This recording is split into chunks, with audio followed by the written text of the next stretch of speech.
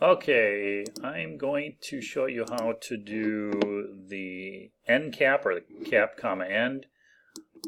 Alright, go under part, make sure you're in metric system. I'm going to start a sketch on the front plane. Sketch. Let's start with a center line because again this is going to be a revolved part. Make sure that center line is coincident. Okay, then I'm going to draw a horizontal line to dictate the end of the part, or the bottom, the flat part of the part. And then I'm going to, again, you get a dimension from the end point to the center line, and then push your dimension out so it does the diameter. So that diameter of the bottom is 4.899. All right.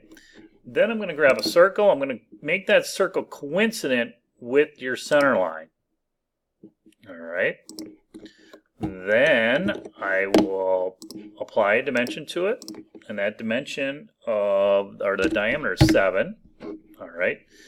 Now you're going to add a relation. So I'm going to hold my control key down, a relation to the end point of this line and to the edge of the circle, and I'm going to make those coincident.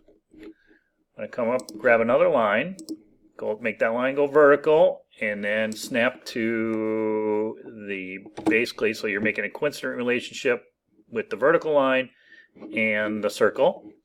Come up to trim, get rid of that. That's all you need left.